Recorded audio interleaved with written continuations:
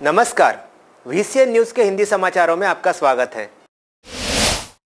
संपूर्ण भारतवर्षामध्ये 26 जानेवारी हा आपण गणतंत्र दिवस म्हणून पाळतो। नेमका यावर्षी हा राष्ट्रीय सोहळा 26 जानेवारी शनिवारी आणि त्याला लागूनच रविवार हा सुट्टीचा दिवस असल्या कारणाने अगदी सर्वच ठिकाणी समाजाच्या सर्वच स्तरावरून सहलीचे वेगवेगळे बेत आखल्या गेले होते। यामध्येच अकोट मेडिकल असोसिएशनचे काही मंडळी सुद्धा 26 जानेवारी प्रजासत्ताक दिवस साजरा करण्यासाठी नरनाळा किल्ल्याच्या जवळ असलेल्या शहानूर गार्डन मध्ये आले होते।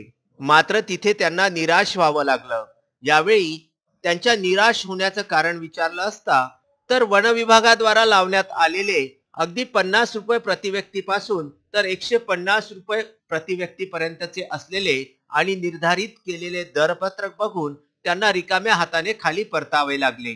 मेळघाट व्याघ्र प्रकल्पाअंतर्गत अकोट वन्यजीव विभाग अकोट येथे ग्राम परिसर विकास समिती अंतर्गत शहानूर येथील अनेक वर्गातील लोक सहलीसाठी एकत्र येत असतात। मात्र येथे लावण्यात आलेले दरपत्रक बघून सामान्य व्यक्ती हे दर देऊ शकत नाही असा काहींनी इथे सूर काढलेला आहे। सोबतच ऐतिहासिक नरनाळा किल्ला सुद्धा येथे असल्यामुळे प्रेक्षकांचा नेहमीच ओढा इथे असतो। मात्र येथील आजचे दर बघता सगळीकडे या दरपत्रकाची निंदा नालस्ती करण्यात येत आहे।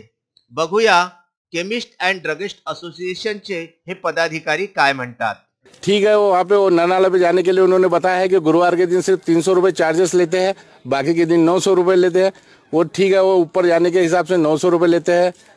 300 रुपये उनके जो गाइड रहते हैं वो गाइड के भी पैसे लेते हैं। लेकिन ये छोटी चीज़ें जो गार्डन है ये है, कुछ गरीब तबके के लोग आते हैं जिन बेचारा यहाँ का पर्यटक का लुत्फ उठाने के लिए वो हिसाब से इन्होंने 300 रुपये चार्ज 5 रुपये 10 रुपये जो भी पर हेड लेते हैं वो नहीं लेने चाहिए। एक तो नॉमिनल है, इतना भी अगर एंटरटेन अपन नहीं करवाएंगे तो फिर ये क्या है।